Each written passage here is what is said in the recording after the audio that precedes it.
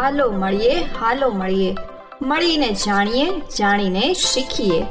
વાતચીત અને ચર્ચાઓમાંથી અનુભવોનો સાર લઈએ. સંઘર્ષભરી સફરને સરળતાથી સર કરવાનો ચિતાર લઈએ.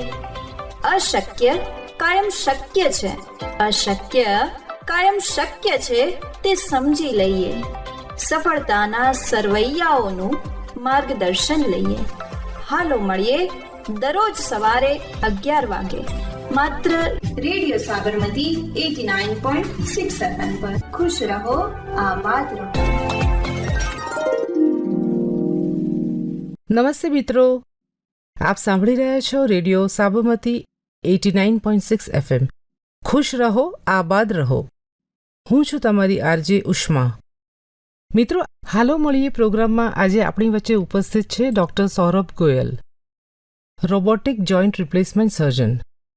એમનો અનુભવ 25 વર્ષનો આ ફિલ્ડમાં રહી ચૂક્યો છે અને એમણે 21,000થી પણ વધારે ની રિપ્લેસમેન્ટ સર્જરીઝ કરેલી છે. તેઓ હાલ એસોસિએટેડ છે એપિક અને સ્ટર્લિંગ હોસ્પિટલમાં. અને સાથે સાથે મિત્રો, હું આપને એ પણ જણાવવા માગું છું કે ડૉક્ટર સાહેબ પહેલાં આખા ગુજરાત અને રાજસ્થાનમાં ફર્સ્ટ એવા ડૉક્ટર છે જેમની પાસે ડ્યુઅલ રોબોટિક સિસ્ટમ્સ છે અને એ થકી એ બધા આ ઓપરેશન કરે છે. ની રિપ્લેસમેન્ટના એડવાન્સ ટેકનોલોજી છે. સર, આપનું રેડિયો સાબરમતી સ્ટુડિયોમાં હાર્દિક સ્વાગત છે. થેન્ક યુ ઉષ્માબેન, ખૂબ ખૂબ આભાર.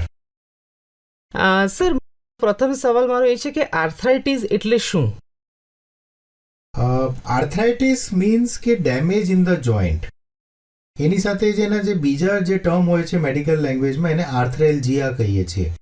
આર્થરેલ્જિયા મીન્સ કે તમને પેન છે અને આર્થરાઇટિસ મતલબ કે જોઈન્ટમાં ડેમેજ છે. તો મોટાભાગે જે પેશન્ટ્સને હોય છે દેટ ઇઝ આર્થરેલ્જિયા, નોટ આર્થરાઇટિસ. અને એનું ડિફરન્શિએશન કરવું બહુ ઇમ્પોર્ટન્ટ છે. ઓકે સર, આર્થરાઇટિસ કેટલા પ્રકારના હોય છે? આર્થરાઇટિસના ઘણા પ્રકાર હોય છે, પણ આપણે ક્લિનિકલ સેટિંગમાં જોઈએ ને તો મેજર 2 પ્રકારના હોય છે. સૌથી વધારે જે મોસ્ટ કોમન કોઝ છે દેટ ઇઝ ઓસ્ટિયોઆર્થરાઇટિસ, એટલે ઘસારાનો વા છે કે જોઈન્ટ જે રીતે નોર્મલ એજ રિલેટેડ કે ટ્રોમા રિલેટેડ જે ઘસાઈ જાય, અલાઇનમેન્ટ બગડે એટલે ઘસાઈ જાય, એને ઓસ્ટિયોઆર્થરાઇટિસ કહીએ છીએ. અને બીજું ઇન્ફ્લેમેટરી આર્થરાઇટિસ હોય છે કે જેમાં કોઈક પ્રોપર ડિઝીઝ હોય છે, લાઈક રૂમેટોઇડ આર્થરાઇટિસ, સંધિવા જેને કહીએ, કે એન્કાઇલોઝિંગ સ્પોન્ડિલાઇટિસ કે સોરિયાટિક આર્થરાઇટિસ. એ બધા આર્થરાઇટિસ ઇન્ફ્લેમેટરી આર્થરાઇટિસના શ્રેણીમાં આવે છે. એટલે મેજર આપણે એવું સમજીએ કે 2 જ પ્રકાર હોય છે, ઓસ્ટિયોઆર્થરાઇટિસ અને ઇન્ફ્લેમેટરી આર્થરાઇટિસ. આમાંથી જે ઓસ્ટિયોઆર્થરાઇટિસ છે, જે મેં કહ્યું કે that is the most common cause, almost 85% કેસીસમાં osteoarthritis જ હોય છે. ઓસ્ટિયોઆર્થરાઇટિસમાં જે મેજર રીઝન છે, પેશન્ટ્સ પૂછે છે કે ભાઈ ઓસ્ટિયોઆર્થરાઇટિસ થયું કેમ, તો એનું મેજર કારણ હેરિડિટરી હોય છે કે જે પેશન્ટ્સના ફાધર મધરને ઓલરેડી આર્થરાઇટિસ છે કે સર્જરી સુધીની સ્ટેજ પહોંચી ગઈ હતી, તો આમાં 80 to 85% પ્રોબેબિલિટી છે ચિલ્ડ્રનને, છોકરાઓ છોકરીઓને, એમને બી આર્થરાઇટિસનું ડેમેજ થઈ શકે એમ છે. તો એ લોકોને વધારે સાચવવાની જરૂર છે.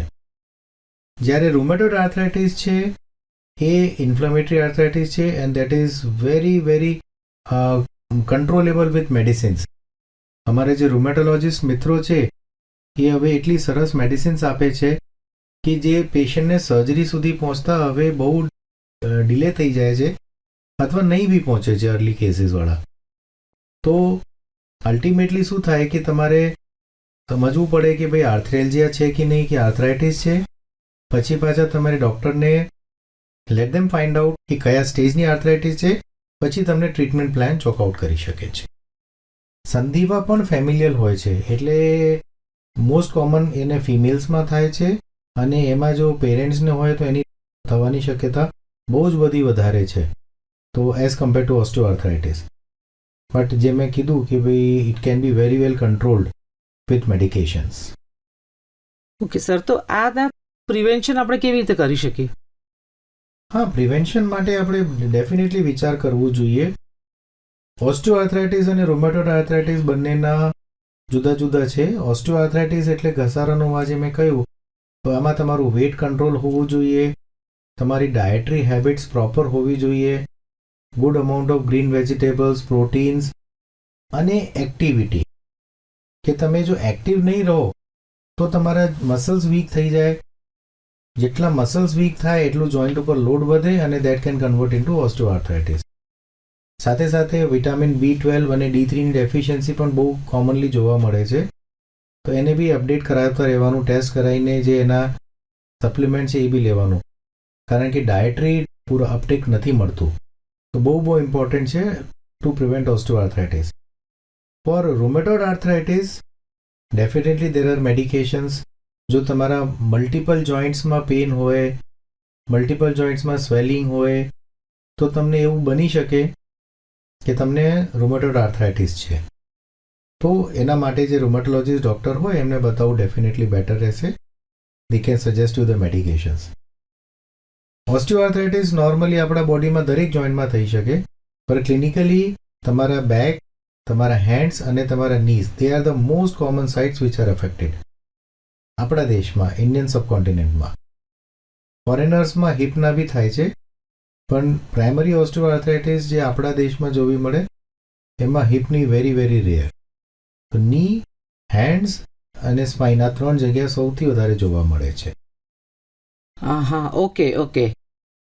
તો દરેક જે પેશન્ટ છે જેમને આ પ્રોબ્લેમ થાય છે બધાને આપ ઓપરેશન સજેસ્ટ કરો છો કે કોઈ કન્ઝર્વેટિવ ટ્રીટમેન્ટ હોય છે કે? ડેફિનેટલી, કારણ કે પેશન્ટ છે ને ડૉક્ટર પાસે જતા એટલા માટે ગભરાવે છે કે હું સર્જન પાસે જઈશ તો એનું તો કામ જ સર્જરી છે, તો એ તો તરત ઓપરેટની વાત કરશે. પણ ડેફિનેટલી હું એ પોઈન્ટને બહુ એમ્ફેટિકલી એમ્ફેસાઇઝ કરીશ કે ભાઈ એવું દરેક પેશન્ટ જેને આર્થરાઇટિસ છે they are not candidate for surgery. Number 1. Number 2 કે જે પેશન્ટને ખાલી સીડી ચડ ઉતર કરતાં દુખે છે, જમીન પર બેસીને ઊભા થાય એમાં દુખે છે અને ચાલતામાં કોઈ પ્રોબ્લેમ નથી, હા, કે ખુરશીમાંથી બેસીને ઊભા થાય તો અમુક 5-10 ડગલા ચાલે ત્યાં સુધી એમને થોડુંક દુખાવ રહે છે, પછી વધારે ચાલવાથી સારું લાગે, તો those are definitely not patients for surgery. બરાબર. પણ જે તમારું ક્વેશ્ચન હતું કે ભાઈ દરેક પેશન્ટને સર્જરી, કે નો, આપણે છે ને first we should definitely give a trial four non surgery. Like અમારામાં કહીએ છીએ કે રેસ્ટ એટલે બેડ રેસ્ટ નથી હોતું, કે જે એક્ટિવિટી કરવામાં તમને દુખતું હોય એ એક્ટિવિટીનું થોડું કર્ટેલ કરી દો, કે ભાઈ તમે થોડુંક રેસ્ટ કરો, વધારે ઊભા નહીં રહો. અને મેઇન તો કે તમે નીચે જમીન ઉપર નહીં બેસવાનું. કે નીચે બેસો છો તો પેશન્ટ્સને એમ લાગે કે પગ સીધા કરીને બેસું છું તો મને વાંધો નથી, અને પગ વાળીને બેસું ત્યારે પ્રોબ્લેમ થાય. It's not that. જમીન પર બેસીને તમે જ્યારે બી ઊભા થાઓ તમારા જોઈન્ટ્સ ઉપર તમારા વેટ, બોડી વેટ પ્રમાણે લગભગ 10 to 15 ટાઈમ્સ લોડ જોઈન્ટ ઉપર પડે છે. That is always very bad, detrimental to the health of the joint. તો જમીન પર નહીં બેસવાનું. અને ટ્રાય કરો કે જો કમોડ તમે ટોયલેટ માટે અરેન્જ કરી શકો તો કમોડ યુઝ કરવાથી તમારે પ્રોબ્લેમ નહીં થાય, તમને કોઈ એટલું બધું દુખાવ નહીં થાય. થર્ડ, કે સીડી ચડ ઉતર કરવા બી થોડુંક અવોઇડ કરો, કે દિવસમાં તમે 4 દાદરા ચડતા હો તો 2 કરો, કે 2 ચડતા હો તો 1 કરો, અને જરૂર ના હોય તો નહીં કરો, લિફ્ટ વાપરી લો, something like that. But yes, walking કરવાથી જોઈન્ટમાં ઘસારો થતો નથી. Right, that is very very important point to understand. Because cartilage જે છે જોઈન્ટમાં, જેના લીધે ગેપ બને છે જોઈન્ટમાં, એ કાર્ટિલેજને ન્યુટ્રિશન તમે ચાલો ત્યારે જોઈન્ટ ફ્લુઇડથી મળે છે. તો જોઈન્ટમાં ઘસારો ક્યારે બી ચાલવાથી નહીં પડવાના. તમે જેટલું ચાલી શકો એટલું ડેફિનેટલી ચાલવાનું. મે બી કે તમે સામટા 2 કિલોમીટર નહીં ચાલો, પર 1/2 કિલોમીટર ચાલી શકો તો તમે 1/2 કિલોમીટર ચાલી થોડીક વાર બેસી જાઓ, ફરી ઊભા થઈને ચાલો. તો જેટલું વધારે ચાલશો એટલું તમારું જોઈન્ટ હેલ્થ સારી રહેશે. But yes, again I would like to emphasize one more point, કે જો તમારી ચાલ બગડેલી હોય તો બગડેલી ચાલના લીધે તમારા સ્પાઇન ઉપર સ્ટ્રેન પડે છે. તો બેટર રહેશે કે તમે ચાલો પણ સ્ટિક લઈને ચાલો. That definitely help. Okay sir. શ્રોતા મિત્રો, આપણે ડૉક્ટર સૌરભ ગોયલ સાથે ઘણી બધી વાતો કરી અને હવે આપણે એક લઈએ છીએ નાનકડું વિરામ.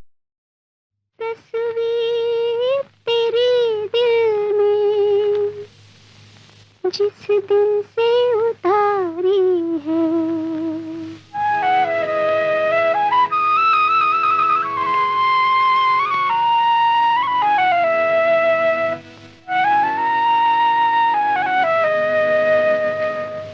तस्वीर तेरे दिल में जिस दिन से उतारी है,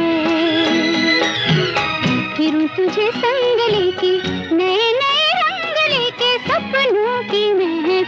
तस्वीर तेरी दिल में जिस दिन से उतारी है, फिर तुझे संग लेके नए नए रंग लेके सपनों की महफिल में। तस्वीर तेरी दिल में।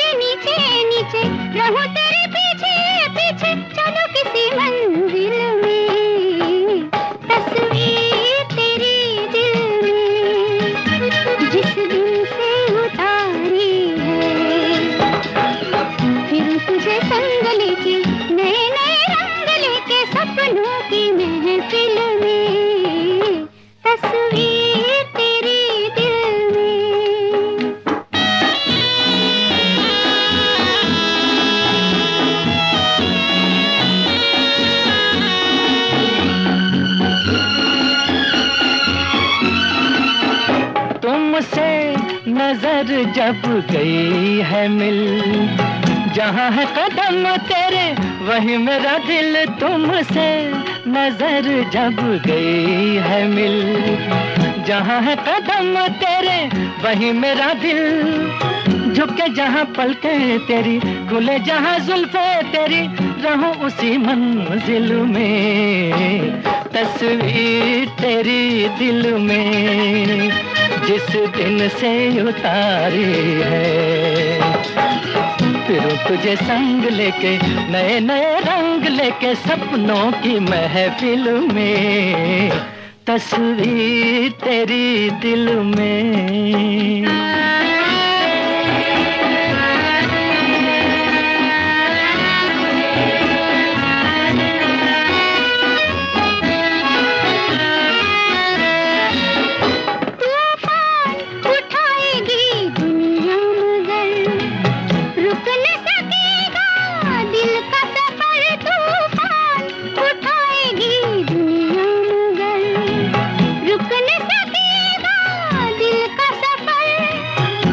नजर मिलती होगी यूं ही शमा जलती होगी तेरी मेरी मंजिल में। तस्वीर तेरी दिल में जिस दिन से उतारी है, फिर तुझे संग लेके नए नए रंग लेके सपनों की महफिल में। तस्वीर तेरी दिल में जिस दिन से उतारी है, फिर तुझे संग लेके नए नए रंग लेके सपनों की महफिल में। तस्वीर तेरी दिल में।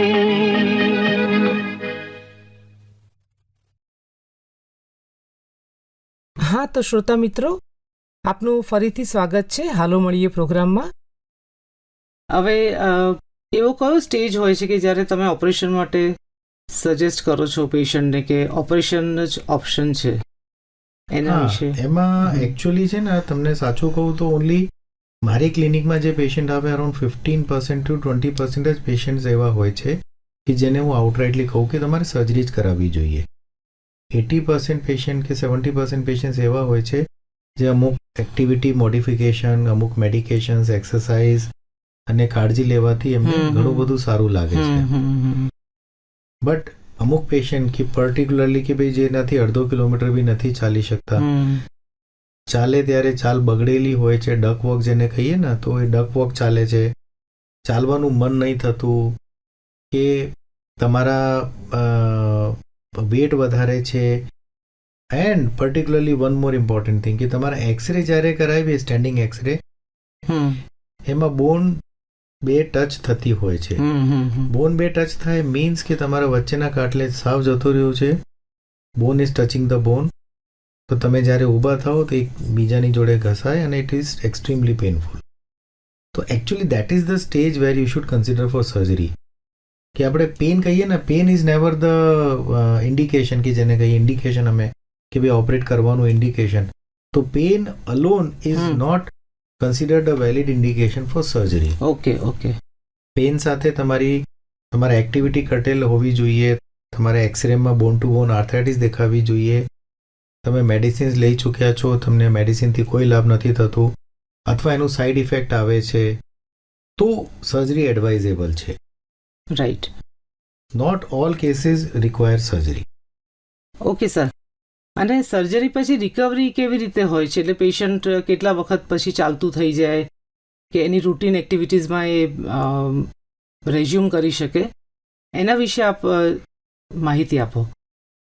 C, activity is not absolute કે આપણે એમ કહીએ કે દરેક પેશન્ટને સેમ પ્રોટોકોલ ફોલો કરી શકાય, પણ 80-90% પેશન્ટ્સમાં એવું હોય છે કે વિધિન 24 hours પેશન્ટ ઊભા થઈને ચાલી શકે છે. ઇનિશિયલી 3-4-5 ડેઝ છે વોકર સાથે ચાલે, પછી મસલ પાવર ડેવલપ થઈ જાય, પછી એને સ્ટિકથી ચલાવી શકીએ.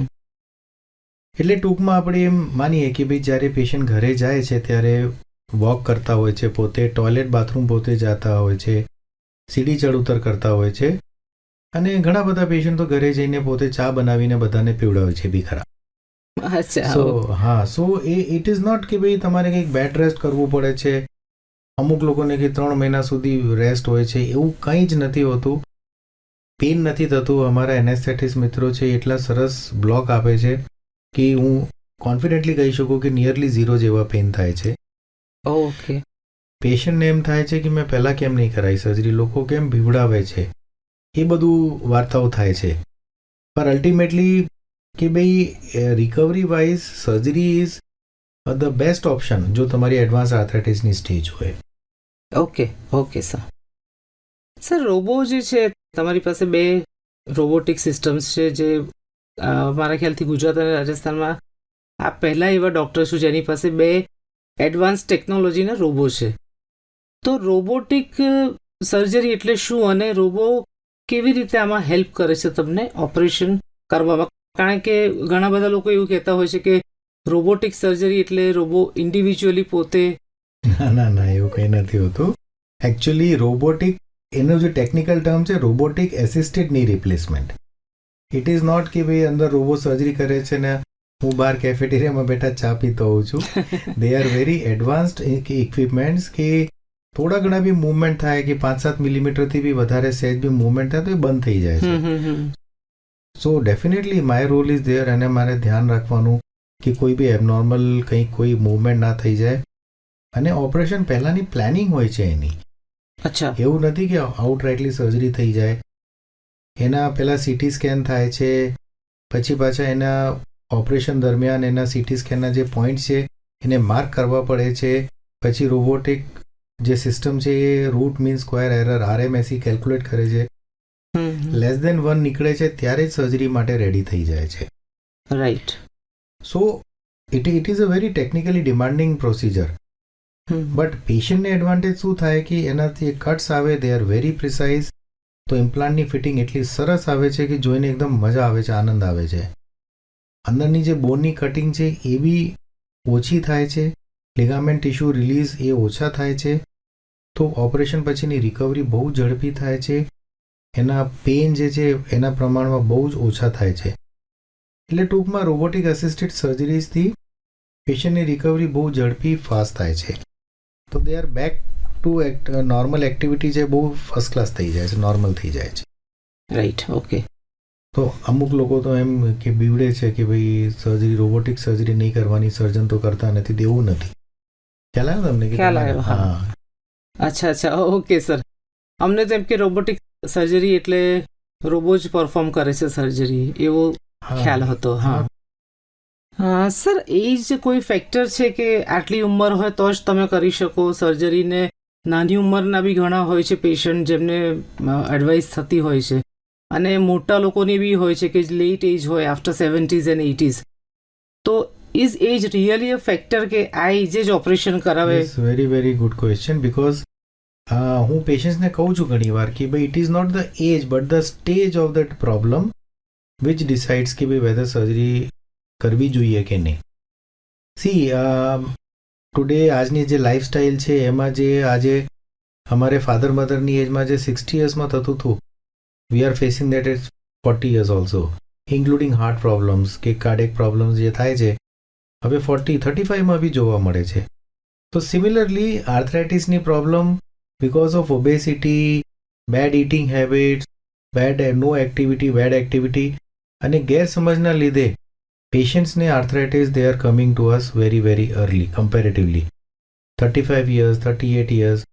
તો જો તમારે એક્ટિવિટી લેવલ હવે કર્ટેલ થઈ ગયું છે, તમારાથી તમારી નોર્મલ એક્ટિવિટી પણ તમે નથી કરી શકતા, કે ભાઈ તમારે ઘરના હરવા ફરવા બી તમને ડિફિકલ્ટ છે, pain killers are not acting, અને તમે લિટરલી ડિપ્રેસ થઈ ગયા છો. અમુક પેશન્ટ્સને બિકોઝ ઓફ નોટ વોકિંગ તમારે ડાયાબિટીસ થઈ જાય, હાર્ટની પ્રોબ્લેમ થઈ જાય.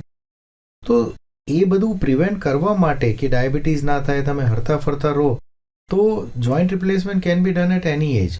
નીમાં તો બી આપણે થોડાક લેટ જોઈએ છે, પર અમુક પેશન્ટ્સ હિપના હોય છે કે હિપમાં ફ્રેક્ચર થઈ ગયું અને એને ટ્રીટમેન્ટ સરસ કર્યું, પણ એવીએન જેમાં બોલના ઉપર સંકુચાઈ જાય છે, બોલ ડેમેજ થઈ જાય છે, તો એમાં યુ હેવ નો ઓપ્શન કે ભાઈ 20 વર્ષમાં કદાચ તમારે હિપ રિપ્લેસમેન્ટ કરવું પડે. અચ્છા.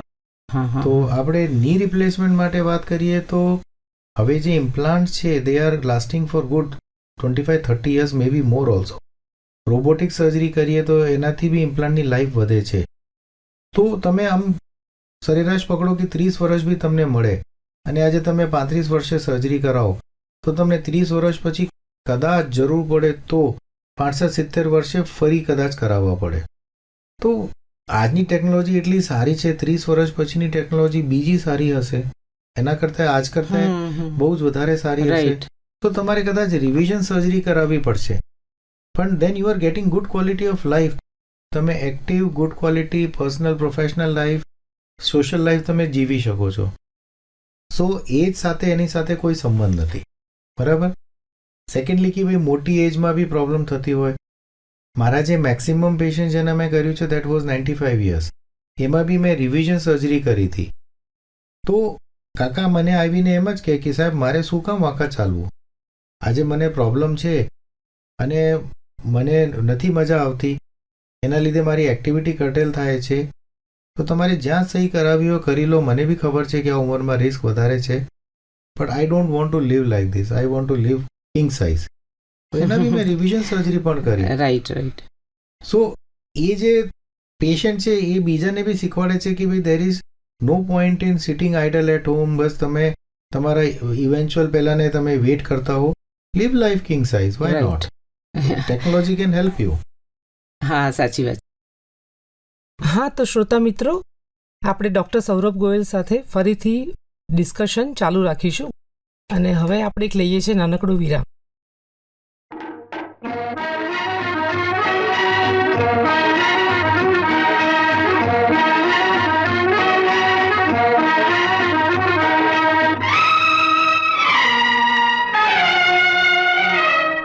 हर दिल जो प्यार करेगा वो गाना गाएगा, हर दिल जो प्यार करेगा वो गाना गाएगा, दीवाना सैकड़ों में पहचाना जाएगा, दीवाना सैकड़ों में पहचाना जाएगा, दीवाना.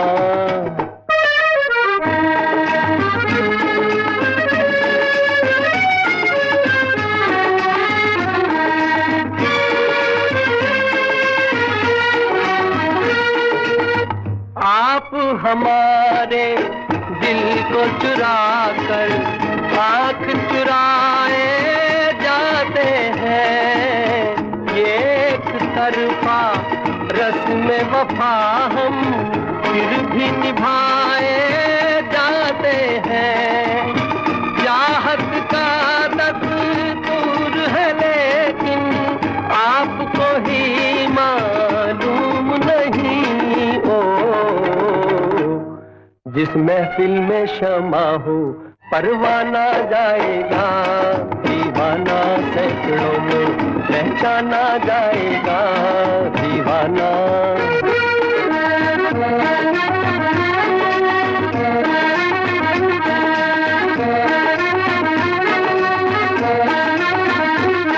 हर दिल जो प्यार करेगा वो गाना गाएगा, दीवाना सैकड़ों में पहचाना जाएगा, दीवाना।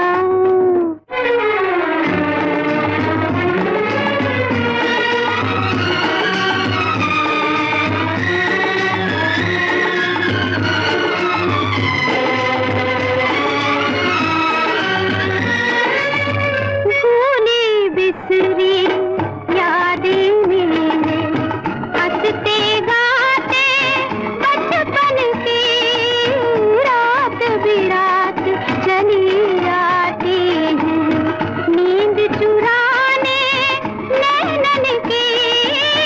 अब कह दूंगी करते करते कितने सावन बीत गए हो, जाने कब इन आँखों का शर्माना जाएगा, दीवाना सैकड़ों में पहचाना जाएगा, दीवाना।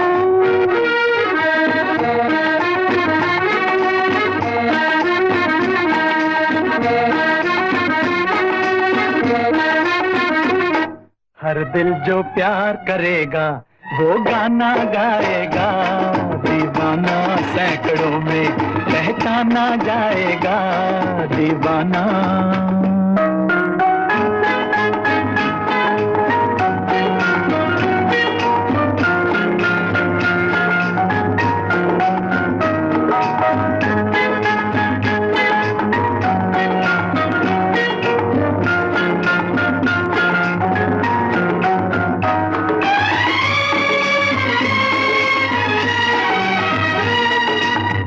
अपनी अपनी सबने कह ली लेकिन हम चुपचाप रहे, दर्द पर आया जिसको प्यारा वो क्या अपनी बात कहे। खामोशी का ये अफसाना रह जाएगा बाद मेरे। अपना के हर किसी को बेगाना जाएगा, दीवाना सैकड़ों में पहचाना जाएगा। हर दिल जो प्यार करेगा वो गाना गाएगा, दीवाना सैकड़ों में पहचाना जाएगा, दीवाना दीवाना।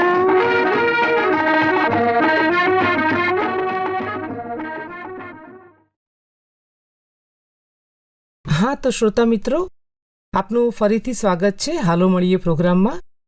જે શ્રોતા મિત્રોએ હમણાં જ ટ્યુન ઇન કર્યું છે એમના માટે હું કહી દઉં કે આ હાલો મળીએ પ્રોગ્રામમાં doctor Saurabh Goyal, top joint replacement surgeon, Gujarat and Rajasthan. અને વજન વિશે શું હોય છે કે વજન માટે બી એવું હોય છે કે લોકોને એવું છે કે આટલું વજન છે તો ઓપરેશન ના કરી શકાય. ઘણા બધા લોકોને એવું થાય છે કે અમે ઓહો આટલું વજન, તો હવે વજન છે તો નહીં કરવું operation. I will tell you about my experience કે વેટ સાથે બી અમે જે મેક્સિમમ પેશન્ટનું કર્યું છે 142 kg વેટ હતા, આફ્રિકન પેશન્ટ હતું, અને એને જે આજે કહીએ છીએ કે ભાઈ તમે બેરિયાટ્રિક સર્જરી કરાવી લો એનાથી વેટ ઓછું થઈ જશે, બટ હી સેડ કે આઈ don't want two કર્ટેલ my eating, મારા નીઝ ખરાબ છે તમે ની રિપ્લેસમેન્ટ કરો. અને ખરેખર મેં ની રિપ્લેસમેન્ટ કર્યું and within 3 months he reduced 25 kg weight just because of walking. So it's not કે ભાઈ તમે એકવાર વોક કરતા થઈ જાવ તો weight definitely can reduce. રાઈટ. નોટ ઓનલી વેટ કે તમારા વેટના લીધે જે શુગર વધી જાય છે, તમને કદાચ હાર્ટની પ્રોબ્લેમ પણ થઈ જાય, પેઇન મેડિકેશન્સના લીધે કિડની પર ઇફેક્ટ આવે, એ બધું તમારું જતું રહે. તમે એકવાર વોક કરતા થઈ જાઓ તો આ બધું જતું રહેશે. રાઈટ. સો મને કંઈ વાંધો નથી, પણ હા, મોર્બિડ ઓબેઝ હોય કે BMI તમારા 40-50 કરતાં વધુ હોય તો maybe you are a first candidate for obesity surgery, અને પછી ની રિપ્લેસમેન્ટ કરો. રાઈટ. સર, હાર્ટના કોઈ ઇશ્યુઝ હોય અને હાર્ટનો કોઈ પ્રોબ્લેમ હોય, કોઈને બાયપાસ કરાવેલું હોય કે બીજું સ્ટેન્ટિંગ કરેલું હોય, તો એવા લોકોને અને એવા પેશન્ટ્સને પણ આપ કેવી રીતે ની રિપ્લેસમેન્ટ? નહીં, એવું નથી કે ભાઈ આ પેશન્ટની સર્જરી થઈ જ નથી શકતી. ડેફિનેટલી નોર્મલ પેશન્ટ કરતાં એમાં આ લોકોમાં રિસ્ક થોડીક વધારે હોય કે આમાં વધારે કાળજી લેવી પડે, મેડિસિન્સ કંઈક ચેન્જ કરવી પડે છે. Definitely surgery is possible. Modern anaesthesia, modern medications, modern health care, ICUs, physicians, cardiologist, એ બધા એવા હવે we are all geared up for all this kind of patients. Right. So it is not a contraindication કે ભાઈ નહીં થઈ શકે, એમ નથી. રિસ્ક સ્ટ્રેટિફિકેશન કરી અને we can give you definitely better results. Sir, એવું કોઈ પેશન્ટ ખરું તમારે કે બહુ ટફ કેસ હોય અને એમને બહુ તકલીફ થઈ હોય અને તમને આમ બહુ જ સેટિસ્ફેક્શન થયું હોય કે સુપર હેપી તમે થઈ ગયા હો કે ભાઈ હા મને બહુ જ મજા આવી ગઈ અને આ પેશન્ટને આટલી બધી તકલીફ થતી હતી અને એમાંથી તમે એમને ફરીથી ચાલતા કરી દીધા, તો એવું કંઈક તમે માહિતી આપણા શ્રોતા મિત્રોને આપી શકો છો? Yes, definitely. સિનિયર સર્જનની પાસે એવા તો ઘણા બધા પેશન્ટો હોય છે, પણ વન પેશન્ટ આઈ ડિસ્ટિંક્ટલી રિમેમ્બર કે એ મારી ક્લિનિકમાં આવ્યા તો વેઇટિંગમાંથી મારી ઓફિસમાં આવ્યા ત્યારે એમની સાંસ ફૂલી ગઈ હતી. She could not walk even 10-20 steps. Knees ખરાબ હતા, હાર્ટમાં એ પ્રોબ્લેમ હતી, શ્વાસ ચડી જતા હતા. પછી એમને સમજાયું બધું અને રિલેટિવ્સ વર વેરી કોઓપરેટિવ અને સમજતા હતા બધી વસ્તુને. એમને સમજાયું કે ભાઈ 2 ની રિપ્લેસમેન્ટ સાથે નહીં થઈ શકે, એક પછી એક કરીશું. તો 1 ની રિપ્લેસમેન્ટ કર્યું. પછી 2 મહિના પછી ફોલોઅપમાં જ્યારે આવ્યું ત્યારે કીધું કે સાહેબ હવે તો એ રિવરફ્રન્ટ પર ચાલતા થઈ ગયા છે, જે કમરામાંથી બીજા કમરામાં નતા જઈ શકતા. Now she has started going to the riverfront also. Oh great. પછી લગભગ વર્ષ પછી she was again ready for the second knee replacement. And you won't believe કે 3-4 મહિના પછી એમના સનના મને ફોન આવ્યો કે સાહેબ તમને યાદ છે કે પેલા પેશન્ટ એવા 10 ડગલા ચાલીને બી શ્વાસ ચડી ગયો હતો, આજે આ સ્ટેશન પર જઈને દોડીને ટ્રેન પકડી છે એમ. ઓહો, અનઇમેજિનેબલ. એટલે I was also pleasantly surprise અને ભગવાનને ધન્યવાદ આપ્યો. I became the conduit for giving such result to the patient, which is so much satisfied patient અને family members. એવા તો ઘણા બધા હોય છે કે ભાઈ વ્હીલચેર પર આવે કે આમ 4 લોકો પકડીને તમારી ક્લિનિકમાં લાઈને બેસાડે કે સાહેબ હવે એને સારું કરી દો. Another one of the patient I had કે શી હેડ રૂમેટોઇડ આર્થરાઇટિસ, સંધિવા હતું એમને, અને literally she was just 45 kg. Weight બી બહુ નહોતું અને છોકરાઓ એમને રોજ સવારે વોશરૂમ લઈ જાય, પતાવીને પછી નવડાવીને પછી બેસાડી દે પલંગમાં. આખો દિવસ ત્યાં કંઈ ખાતા નહીં, પીતા નહીં, ડિપ્રેસ, અને કોઈ બી વસ્તુ સાંભળવા કરવા કોઈ તૈયાર નહીં. અલ્ટિમેટલી મારી પાસે આવ્યા. I try to convince her. She got convinced luckily. પછી એની સર્જરી કરી. એન્ડ આ લેડી હવે રોજ 3 માળ ચડે છે, એમના ગ્રેન્ડ ચિલ્ડ્રનને લઈને ફરવા જાય છે, રોજ 1-2 કિલોમીટર ચાલે છે. That's really great, sir. So means કે this kind of results we can definitely give. મોટાભાગે પેશન્ટ આટલા મોડું નથી કરતા જે આવે છે, પણ કે ગભરાવાની જરૂર નથી. તો આટલું તકલીફ ભોગવીને સર્જરી કરો એના કરતાં ટાઈમસર કરો તો you get good quality of life. Right. That is my concern. Right sir. Sir, તમે આટલા બધા બિઝી રહો છો તો આપ સ્ટ્રેસ મેનેજમેન્ટ માટે શું કરો છો? This is a very pertinent question for all the doctors. કે બીજા બધાને સ્ટ્રેસ ફ્રી કરે છે ને પોતે બધા સ્ટ્રેસ એમને લેવા પડે છે. તો it is not only with me but with all the doctors. કારણ કે પેશન્ટ્સ અમારી પાસે તકલીફમાં આવે છે, અમને અમારું સ્ટ્રેસ ભૂલીને એમની જોડે હસીને વાત કરવાની અને એનું પ્રોબ્લમને સમજવાનું, બેસ્ટ ટ્રીટમેન્ટ પ્લાન ચોકઆઉટ કરવાનું, તો that is also stressful for us. Operation પછી બી પેશન્ટોને જોવાનું ને બધું, that gives a lot of stress. But I am blessed with a very supportive family and I have got a very supportive team, જે મારા ખાસા બધા લોજિસ્ટિક મેનેજમેન્ટ, પેશન્ટ્સના ફોલોઅપ ને બધા medical management inside the hospitals એ બધા બહુ સરખી રીતે પ્રોપરલી કરે છે.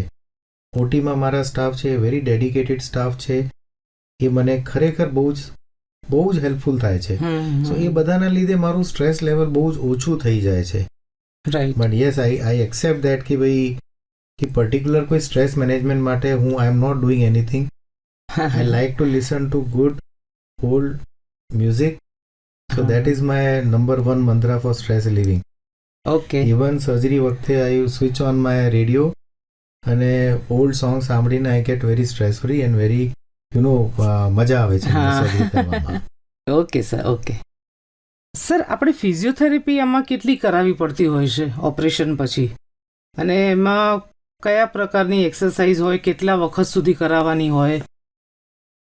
ફિઝિયોથેરાપીના છે ને ઘણા બધા લોકોને પેશન્ટ્સને એમ થાય છે કે સર્જરી પછીની ફિઝિયોથેરાપી બહુ જ પેઇનફુલ હોય છે, એ બધું વિચારીને પણ સર્જરી નથી કરાવતા. સો મોડર્ન જે સર્જરીઝ છે ને પર્ટિક્યુલરલી રોબોટિક સર્જરીઝ છે એમાં હું ઝીરો તો નહીં પણ નહીવત જેવી ફિઝિયોથેરાપી કરાવવી પડે છે. અને પર્ટિક્યુલરલી જે હું સર્જરી કરું છું એમાં physiotherapy is not painful at all.